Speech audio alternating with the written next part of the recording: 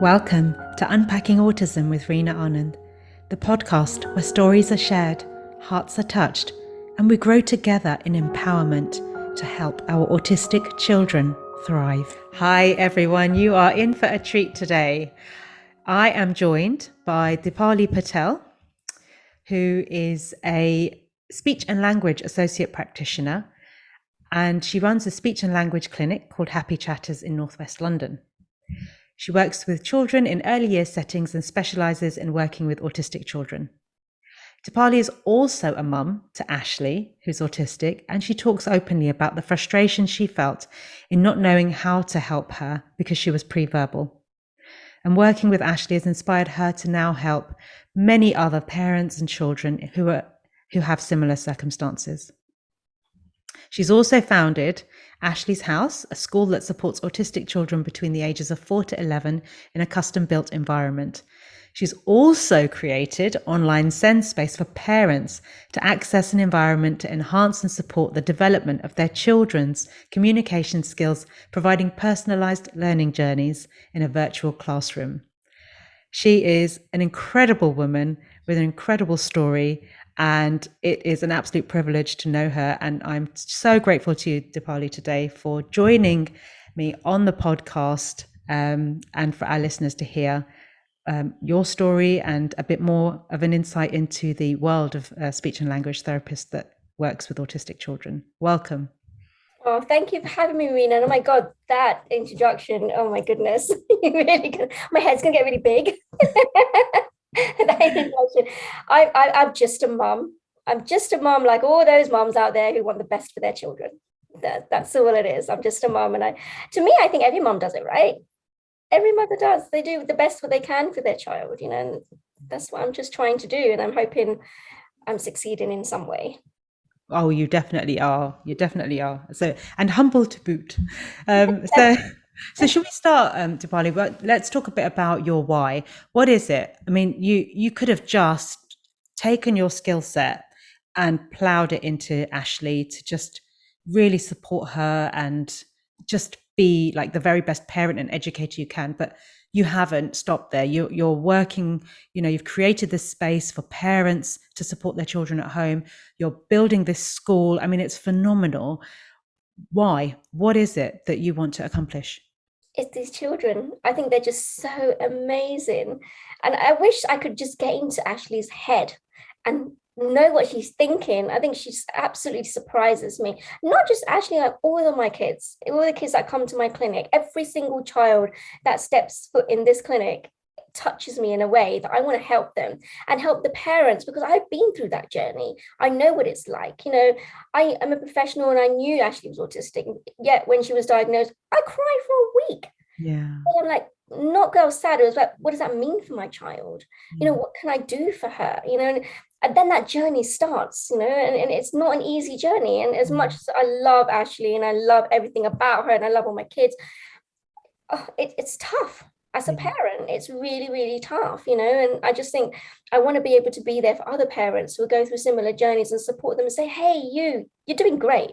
You're an amazing person, and be kind to yourself, because it's not easy. Parenting doesn't come with a manual, right? It's all hit and miss. We will have to try our best, and everything doesn't fit. No glove fits all one size. It just, everyone's different. Every child is different, and you have to work out what the best way is for your children, what's going to be the best for that particular child. So that's hence the individual plans I do, because no child is the same. I have all my children. I've got so many children who are autistic on my books at the moment. They're all similar in some traits, but completely different personalities. Completely different personalities. And I just want to make a difference for these kids, because I think they're just so amazing. They're so innocent. They're so lovely. And, and they're just, I'm in awe of them. I really am. I sometimes feel a bit jealous, because I think to myself, she's in a world of her own and she's happy in that world and she's laughing and she's giggling and, and she doesn't have any worries as such right now. And I just think, I kind of want to keep that protected, and this is why I've created this environment where Ashley's House is created, to protect these children and to enhance them, enhance their abilities. I think they're so smart and they're so lovely. I want to give a safe environment for them just to be and be their amazing selves, because they are.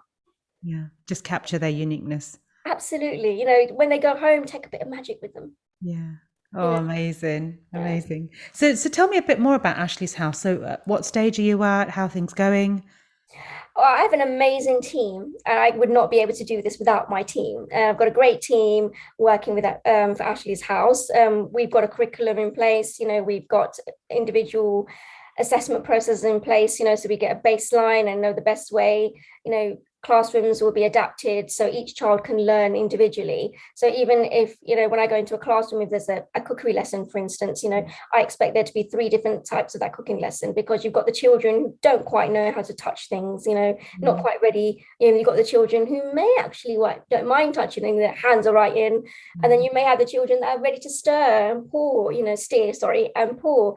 mm, Um, and that environment, that learning environment, needs to cater for all of those children. So that's what Ashley's house is all about. It's all about that individual planning, mm, looking at the child. I expect the key work, I expect the teacher to know this child inside out. If you can't tell me where this child fits in that bracket, then you don't know him well enough, him and her well enough.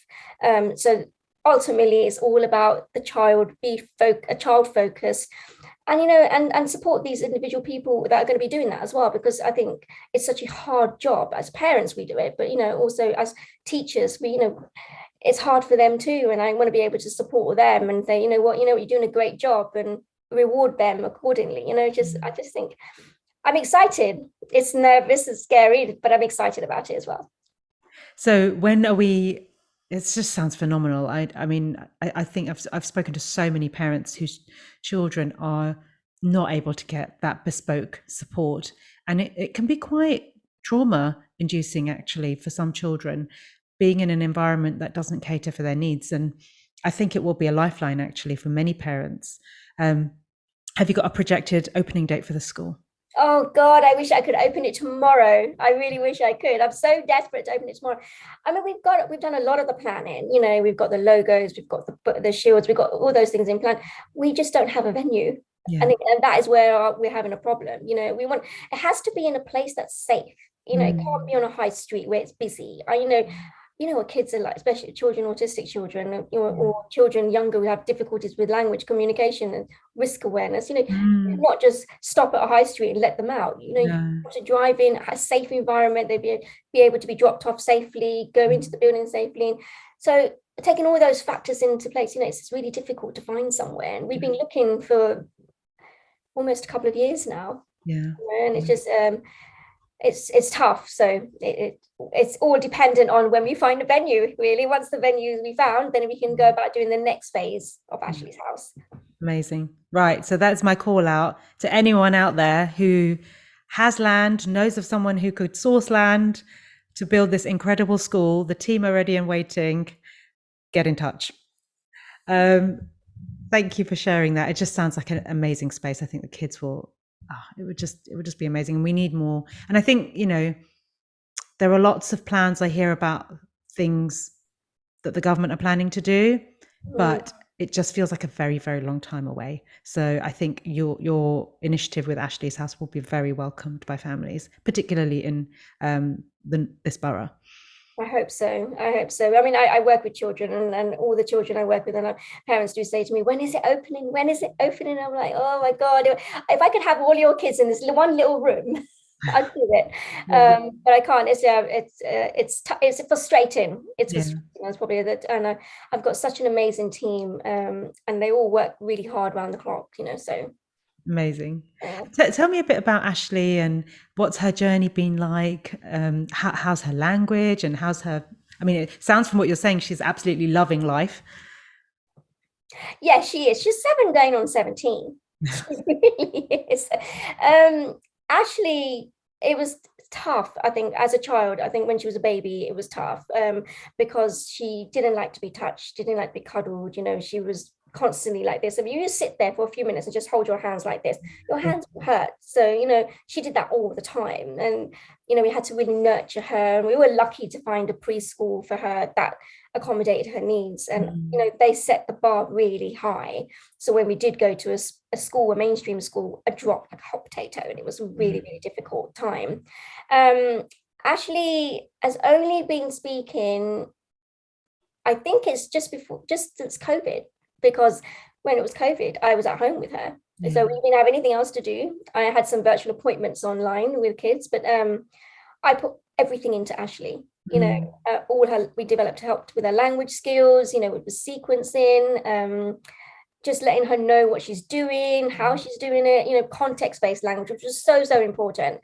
Um, playing routine. So I did these things every day because you do. No matter what happens, COVID, a pandemic, rain, sunshine, you're going to get up in the morning, you're going to brush your teeth, you're going to have your breakfast, you're going to come downstairs, you're going to do all those things. Yeah. So develop language through those routines, because you're a parent, I'm a parent. As much as we like to sit there with our child for 10-15 minutes of the day, just sole time, it's not always possible. Mm. It Yeah. depends on the child's mood as well, and I'm lucky. Ashley was really receptive to things, so I'm lucky, I have to say, and it's not easy, but she has come a long way. She's Yeah. come a long way. We homeschool her, Yeah. so we're homeschooling at the moment because I just felt the system failed is probably a strong word, but I Mm. just felt that it wasn't supporting her needs. And I think that is what happened with Ashley. And I just felt that she needed to be in an environment where she can flourish. And she has, she's really amazing. Her language has come on. Homeschooling has been great. She gets to do so many things other children don't get to do. She goes to gymnastics, she goes swimming, she goes on farm trips, she goes to the park randomly. We just bought her a bike a few days ago. This morning she got up and the first thing she said, bike park. Oh. Bicycle in the park, or bike in the park. I can't remember how Yeah. she said it, but she said something like that. And it's great, her language is just making things so much easier. Before it was like I couldn't Mm. I didn't know what she wanted. It was really Mm. difficult. I didn't know how to help her. And I Yeah. think that's where my struggles came in. I wanted to do so much for this little girl of mine, but I didn't know where to start with her. And I needed a speech and language therapist because we were working with the NHS and with the resources, and they did this as much as they could, but I knew she needed more. Yeah. So my hunt for a speech and language therapist began, and I wanted the best for my daughter, and I did find the best. Sunita, who I work with very closely now, Sunita Shah, she changed my world. She Yeah. changed the way I looked and thought about how to help Ashley. I walked out there feeling empowered, uplifted. I just felt like I can do this. I can do this. This sounds doable. Yeah. Yeah. And that's where our journey started. So we started offering choices, creating opportunities, giving her opportunities to talk, those kind of things. Every sound she makes, every whimper she made, I responded. Yeah. Good talking, well done. Do you know what? For the first year, I would give her breakfast every morning and I would feed her, because only 3 at the point, feed her. And every day, without fail, I would go, finished, and put the bowl down. Yeah. One morning, I got up, gave her breakfast, fed her Weetabix, and I said, finish. And I didn't say, my phone went. So I went to look at my phone and she said, finish. Yeah. And Oh. I was like, oh my goodness, did she just say finish? And it just goes to show, wait, observe, wait, listen, give your child an opportunity, because, it happens so quick and you don't Yeah. know. And we constantly, as parents, we facilitate everything for our children. We do everything for them. Why do they need to speak? We know when they're hungry. We know when they need food. We know what toy they want to play with. We know what program they like to watch, because we're so in tune with our kids that inadvertently we create these children like, well, why should I say anything? Mum knows what I'm doing. She knows what I want to do. So, but I think that changed the way I did things as well. And I held a few seconds back before I said anything, and then the words started coming out and she did a lot better. Ready, steady, go. Simple things like go, and she'd get so excited. And that was at 3. She was not even at a 1-word level, just about, she's coming to be by 5 or 6, she's running off sentences now. Wow, that is Yeah, incredible and so inspiring. I think parents listening will find that so inspiring. And it's not to say, obviously, that every child will have Ashley's journey, but it's just the hope that, children who maybe have quite limited language, there is that hope that actually with that consistent and sustained patience and training and love and all of that wrapped around them, that there is a possibility yeah. that they can progress in the way that Ashley has. Yeah, they can. And I see it with my patients as well. I see them with my little ones, and I get parents texting me sometimes in the middle of the night because something's happened and they've told me, and my heart skips a beat. And Yeah. I just think to myself, oh, that's so lovely. That's great. And Ashley called me, which she can't say mummy because she still struggles with her frontal speech. So she get every m is no. So she calls me nonny. Yeah. She called me nonny last year for the first time. Oh, And I was so overwhelmed. I just cried buckets. yes. And now she doesn't stop. It's nonny, nonny, nonny. Yeah. Honestly. I told her off the other day because she wasn't doing any good listening. I prepared her. We're going swimming, okay? When a mummy says finish home time, one more duck song, and then we go. And I said, what are we going to do? She goes, good listening. I said, Yeah. well done. So we got into the pool, had a great time. Okay, actually, home time, she kicked off. That was Oh, it. It was like, no, she did not want to get out the pool, the screaming, the tent. So I got her out eventually, got into the change room, and I'm talking to her. I'm saying, no, the mummy's not impressed. mm. You said you're going to do good listening. You didn't do. What did you not do? She goes, good listening. No, you didn't, did you? And I must have carried on a bit. She turned around, Reena, and she said to me, goes, enough. I just stood there in my tracks. I did not know where to look. I was so, oh my God, I'm like, what just happened there? Yeah. And the scary thing was she sounded just like me. Yeah. She mirrored the tone, the attitude, the way it was just like looking at a little version of me, Yeah. saying Yeah. enough. And she understood because she wanted me to stop. Yeah. And with children on the who are autistic, validation is not always there. When you're talking to them, you don't always get that validation. Yes. Did you understand what I meant? Did you Mm. hear what I said? So Mm. to be able to sort of then for her to have that validation was just like amazing. It's she's amazing. She is Yeah. amazing, and I just think I wouldn't be where I am without her. Yeah. Yeah. Yeah, I share that feeling about Evie actually, and I think, my goodness, my world has opened up um, to such a deeper level, and my own self-awareness has opened up at such a deeper level because of him. Yeah. It's that, you every word is precious, every acknowledgement is precious. You see the beauty and the joy in every interaction, which is not how I was conditioned to be. It's not that wasn't my reality when I was being parented. Mm. But this way is so beautiful because there's always something to celebrate as well. Oh God, absolutely. And it just makes life more interesting, right? It's just, Yeah. oh my God, it's like, what delight are they going to bring out today? Yeah, It's a yeah. I little, mean, it's challenging, but like, but it's very joyful.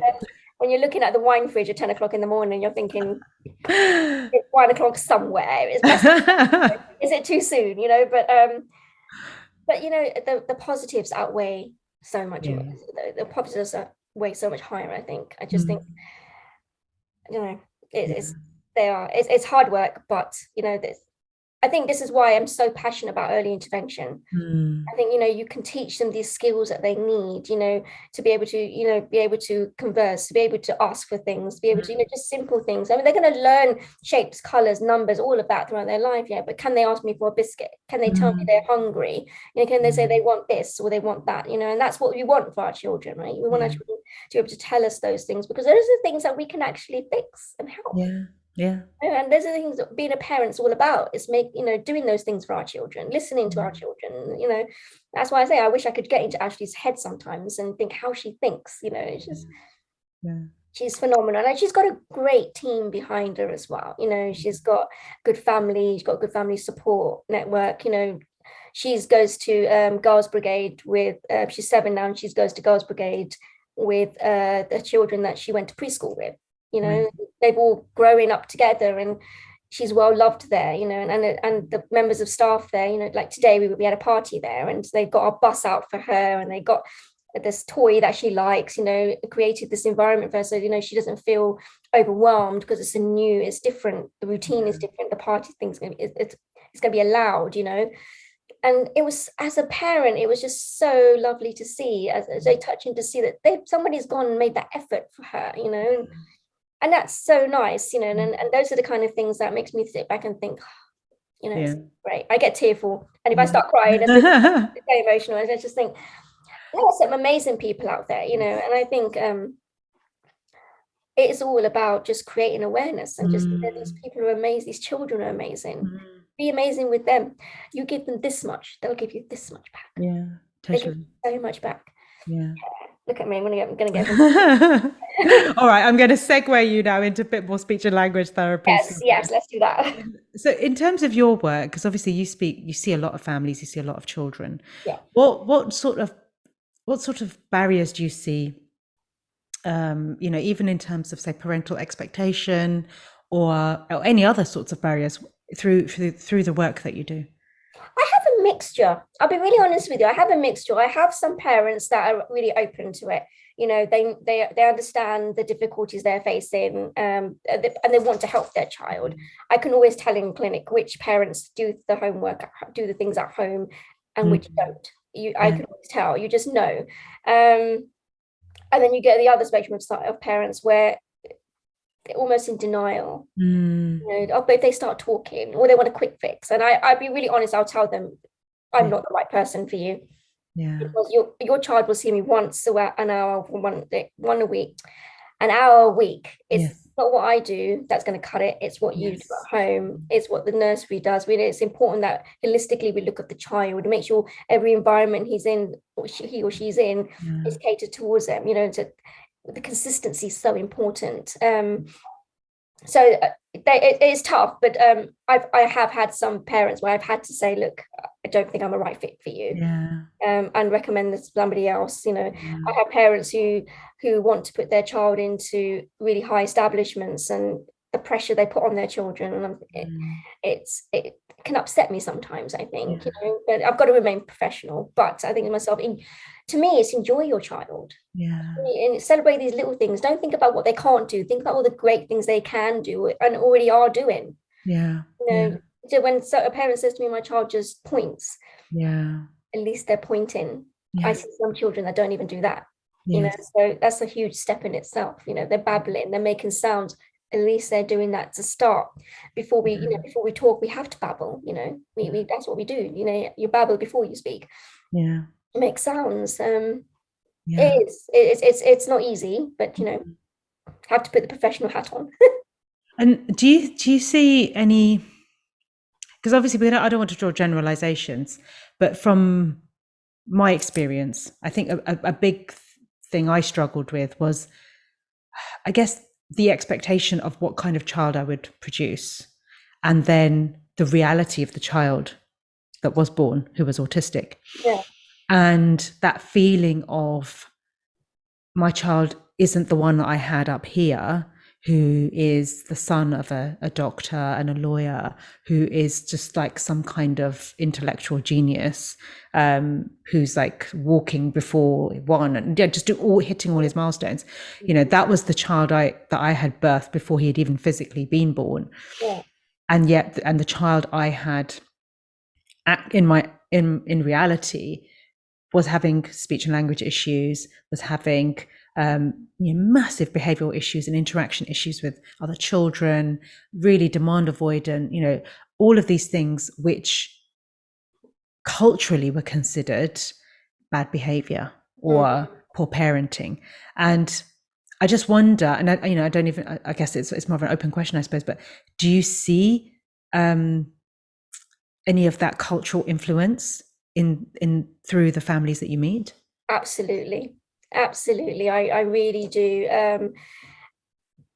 It is sad because they actually, I don't even know how to put it, but I feel like they're mourning the child that they dreamt of. And you know, that child is not that child. That child is different, you know. And I have parents say sometimes they'll post something on Facebook and I'll see it and I'll be like, are you okay? You know, is everything all right? You know, I had a parent say that she said, you don't look at the rain, learn to dance in the rain, or something like that. But and then she put a comment at the end saying, oh, actually, I need to learn to do that because I'm too tired or too stressed to even do that. And I thought to myself, oh, are you okay? You know, and I had a conversation with this lady, and it was really sad. She goes, I worry for him. how are they going to do? How are they going to be? How is society going to accept him? And Yeah. I said, don't worry about society right now. Yeah. Last, do Yes. not worry about that at all. If Yeah. any, worry about you. Yes. If you Yeah. accept him, it's important for you to accept him, you to Yeah. understand him. And if you do that, that's half your battle won. You will become the mama bear and you will Mm. protect that child with everything you have. Yeah. It's important that you accept it. Don't be in denial about it and think, well, if we do this and that'll Mm. happen, or if I feed my child this will happen, or if I feed Mm. my child this supplement, they'll start talking. Yeah. Yeah. There is no such thing. Yeah. You can't give your child a pill or Yeah. supplement for them to start talking. It doesn't work that way. Yeah. Yeah. To me, it's hard. And I mean, a simple thing, I went to a temple with my daughter, and actually loved the lights.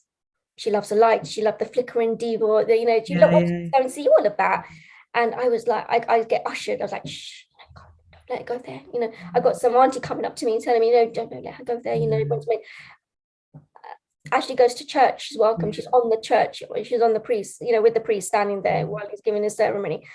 Why can we not have that in our community? Why is that why is that not recognized with us? Because we just they're children. They're still Mm. children. Mm. Why? Yeah. I don't. I find it hard to talk about sometimes because I don't understand it. Yes. Don't understand it myself. It's like we should be providing environments for these children. Like Yeah. you go to a shopping center, you have quiet time. In a temple, you could have Yeah. like a quiet time where parents can come with their children. That's where we as parents want to be, right? Sometimes if you're having a bad day or you want something, you Yeah. want someone to go somewhere and have that. Why Yeah. should we have that for our children? Yeah. And I think Completely. there's a massive stigma. There really is. They Mm. don't understand it, and I think they see their child. Like you said, your child's a delinquent, or Mm. just badly behaved. Yeah. I actually put a badge on my daughter saying, Yes. I'm autistic. What's your superpower? Oh. Or be patient with me. I don't talk very well. Because I find that really helps me. Yeah. Because I'm super super proud of her. Yeah. And I'm not going to hide her because I think she's Yes. someone who cannot be hidden. Yes. She's a force in herself. Mm. But I've been that parent where parents looked at you, oh my God, what are you doing with your child? Yeah. Discipline your Yeah. child. I remember I was in a hospital and we were walking out and Ashley just did not want to go. She wanted to count. She would count the squares on the ceiling, the lights on the ceiling. She was counting them going out, and then one was off. Yeah. The light bulb, the bulb had blown or something, and Yeah. she just lay there, right there, like fix it. And Yes. obviously I can't, Yeah. right?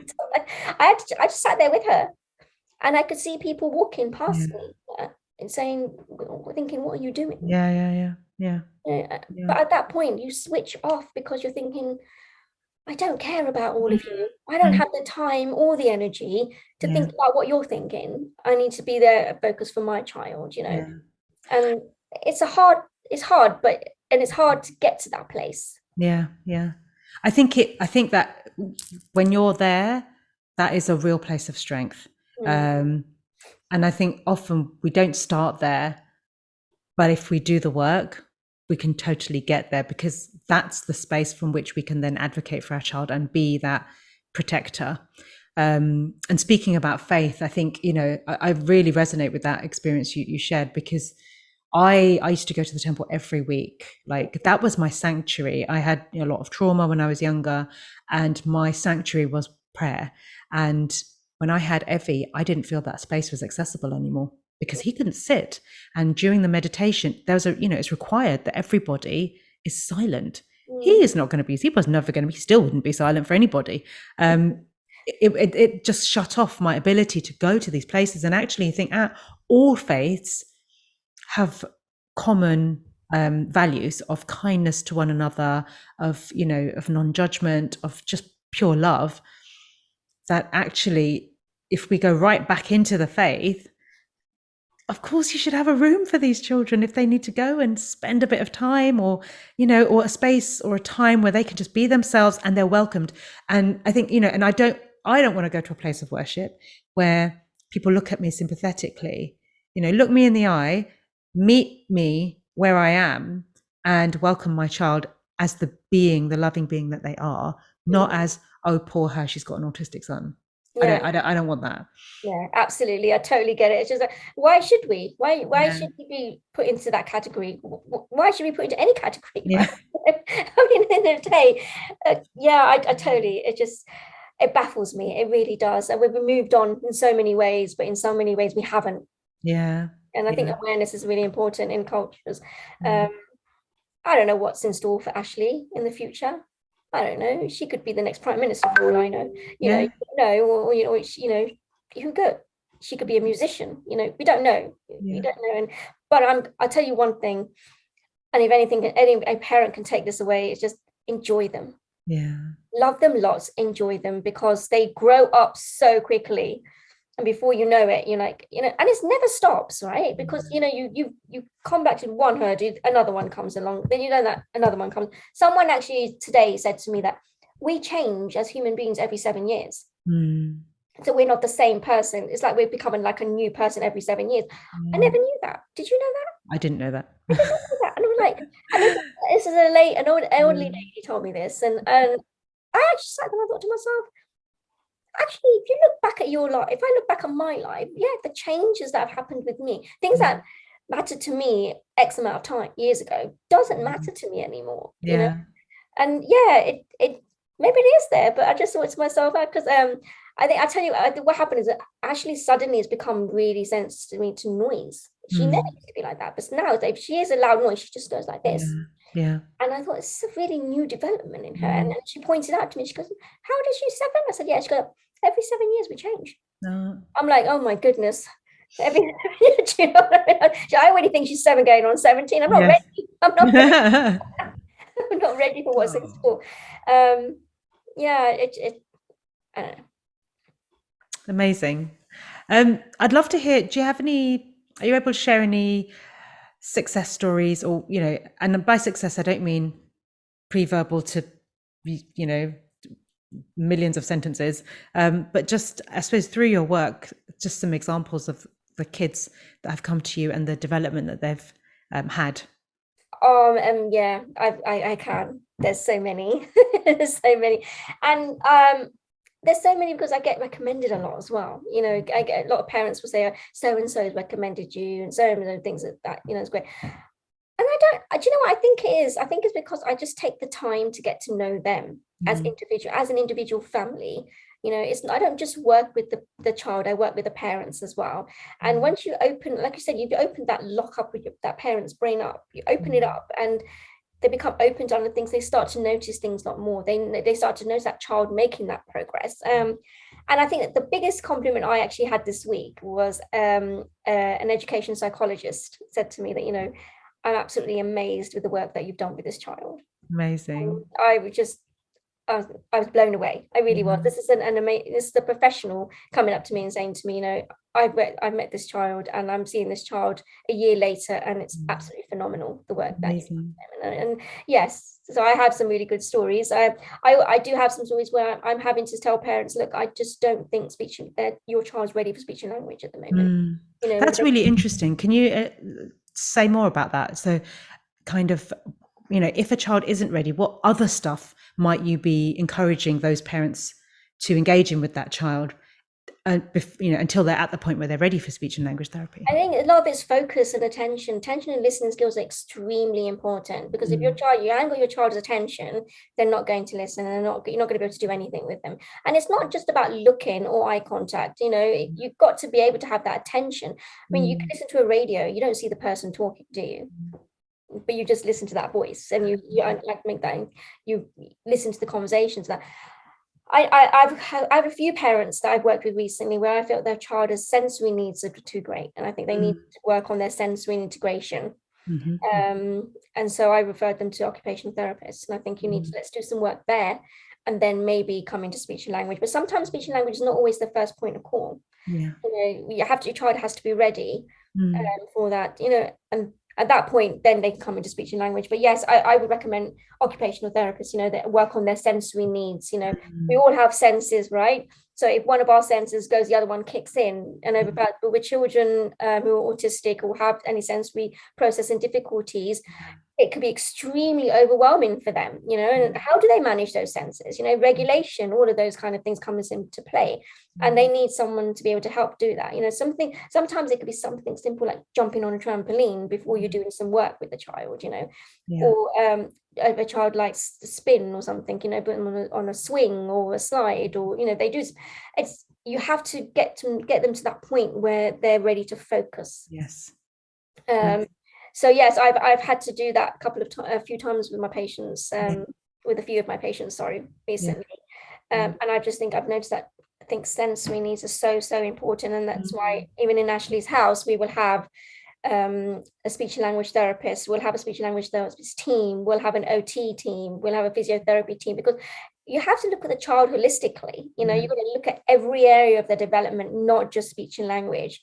I mean, it's a fundamental part. Of course, it's one of the most important parts, but so are the other bits. It's a jigsaw. You've got to put those pieces together. And create and help that child be that amazing person that they are. Yeah. Incredible. I mean, if there are any parents listening and their child, and they've got concerns about whether their child's speech has developed enough, or perhaps they haven't started making sounds, where should they go?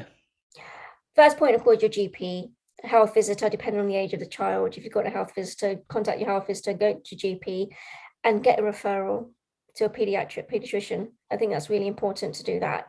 If you're thinking of early years, that's where I would definitely GP, health visitor. And at the moment, because of COVID, there's I don't even begin to tell you where the waiting lists are, how far along they are, and it is tough, But a speech and language therapist, if you can't get NHS right now, if you can, a speech and language therapist. I mean, I run a mother and toddler group for parents to help their develop their children speech and language through routine and play. And I run a group one day a week, 1 hour a week. And I've got lots of parents there as well that are going through got some children have got anxiety because of COVID, haven't been exposed to the outside world. They've gone into a nursery setting now, they don't know what to do. Some children are talking at home, but they're not talking anywhere else, so there's situational mutism. There's so much going on right now with children, and it's hard to know what's right. But I definitely think a GP is your first point of call, or health visitor. Amazing, thank you. And are there any practical things that parents could do at home to just promote their children's speech development? Listen to your children. They may not be speaking words, but they're doing something. Okay, look at your child, listen to your child, react to everything, every sound they make. If you're talking to your child, make sure you're down at their level. Look at them eye to eye. They can see you, they can see your mouth moving, they can see you, they can hear you, those kind of things. Keep your language very simple. I think some parents feel that the more they talk to their child, the more they'll actually talk, but there's nothing worse than your child saying something they had no idea what they're saying. I have a 4-year-old child I'm working with at the moment, can read the newspaper cover to cover. Wow. Cover to cover is phenomenal, but he has no idea what he's reading. So when I do story times with him, we did the Gruffalo recently, and we did it on a screen. He could not follow it. Because he didn't have the book, he couldn't read the words, so he wasn't understanding that. So it's important that context-based language, everything that you do, put language to it. Brushing your teeth, open the tap, open, light, on, tap, off, water, give them the water, don't wait, don't even do, oh, you want water, and then wait a few seconds and then give them what. It's got to be like a reflex, just but because their processing's there is not developed fully yet. Where you and I can process something in a millisecond second, with children it takes them a little bit longer, and you can miss that boat. If you miss that boat, then you've lost that chance. Snack times are a great time to promote language. It really is, give them something they like. Give, blueberries, let's say they like blueberries, give them one blueberry, put the rest of them in a container. They're going to want more, right? They're going to want, they're either going to point or gesture, or they're going to tap the box. You use your language. More blueberries, more. Yes. Open, put another blueberry. Close. Good eating, yummy. But can you make if you're running after your child while they're eating, you're missing out on that interaction. Bath time's another great time. Yeah. Even in the car, when you're in the car, you're going home. That's how I think a lot of language, I learned a lot, realized that I actually can say a lot more in the car, because I used to just talk to her all the time about things, where did we go? Who did we see? What did we eat? Those kind of things. And then one day I actually said, oh, actually, where did we go? And she went, we went nanny house. And I was like, what? And I said, what did you eat at nanny's house? Chicken nuggets. Oh. And then who did we see at nanny's house? And she'll name all these people that she's seen. She blows my mind away. She really does. It's talk to your children, because you don't know when or how they're going to really exceed your expectations. You just don't know. Simple things, always create opportunities for them. Hold back. Make everything away. They've got to ask for it. Get them to ask for it. Visuals. Kids learn visually. And if you get visual, if you come into my house, it looks like a preschool. This is my clinic here, and stroke Ashley's classroom. And it is just like now and next boards, what's happening next, all of that everywhere. She learns visually. So we're doing at the moment, we're going on a bear hunt. We've actually got the visuals of the bear hunt story all the way up this wall, and she looks at that and she reads it and she understands it. And that's so important. So we're going on a bear hunt. Mom, show me the bear. Show me the bear. If you say, what is a bear? They're going to think, they don't quite understand that question yet, because they're not there yet. Make statements, don't ask them too many questions, because they're not there yet. And follow their lead, because if they're doing something, they're interested in that. Just do that. So those are my main tips. That there's so many that I can give, and that is phenomenal. My goodness, it's like Masterclass 101 in about 2 minutes. It was so super helpful. I think it always helps parents to hear those practical kind of examples you've just shared of actually the sorts of words to use. And I can completely identify with being the parent who feels like, well, the more words I chuck at Evie, the more will land, but it doesn't work like that.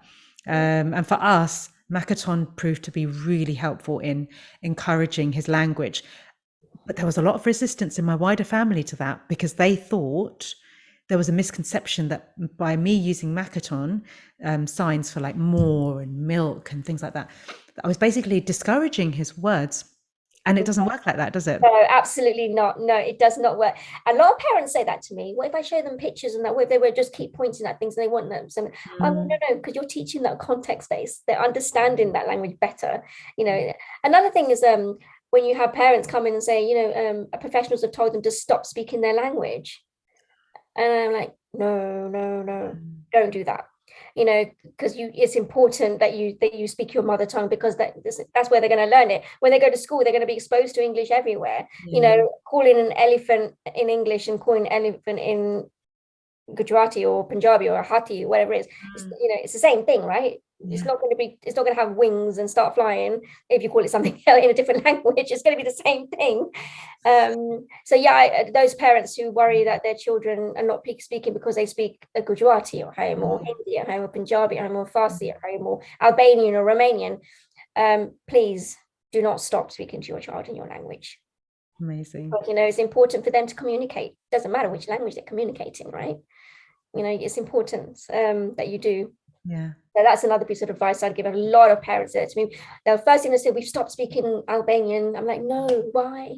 And I learn so much, because when I'm doing a session with a child and a child says something, and they'll say in Albanian or Romanian, and then I'll be like, okay, what's that? What does that mean? And then when I see them next time, I was like, oh, did you have your chums, which is your milk, and their eyes just light up, because they think, oh, she said something I understand.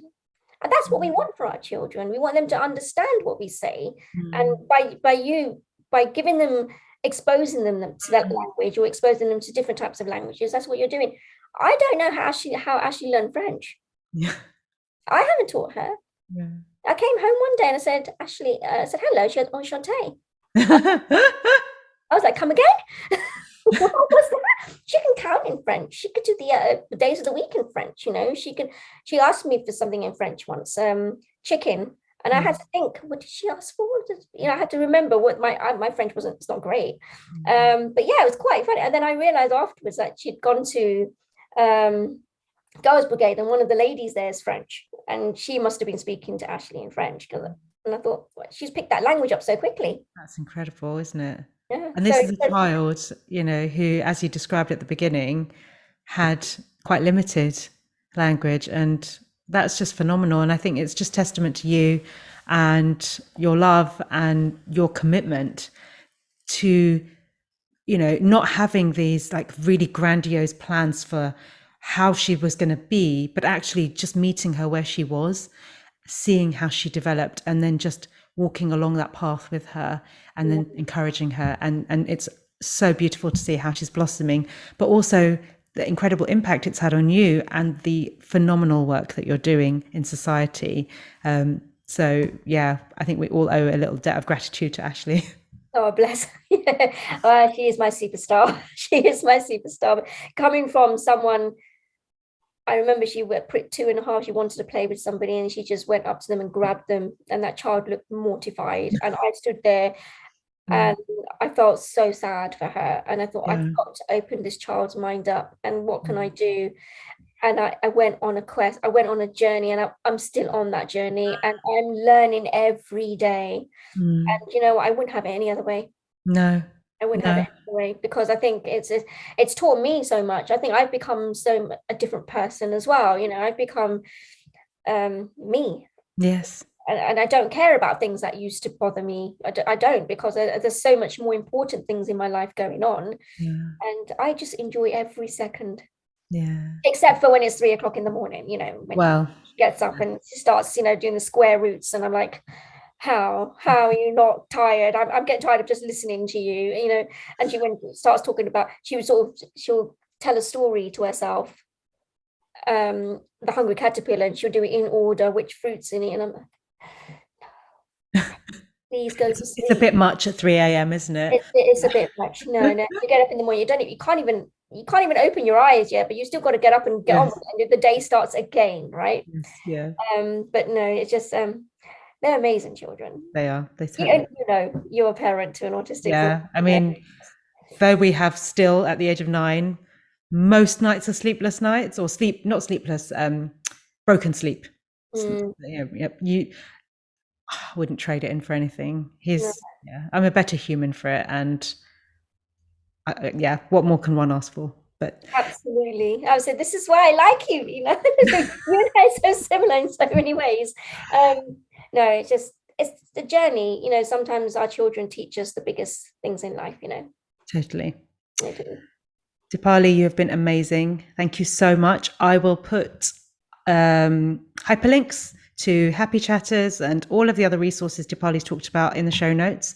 So don't worry about having to play it back over and over. It will all be there. But I would just like to say a huge thank you for taking the time out today to talk to me about your experience and the phenomenal work you're doing. Well, it's an absolute pleasure. You're amazing. I think it's an absolute pleasure. Thank you for having me on. Thank you for thinking me worthy of it. Without a doubt. Oh, bless you. You've been listening to Unpacking Autism with Reena Anand. Podcast artwork by Creative Stripes. Editing by Adam Jones Lloyd. And music by autistic musician Paul McGowan.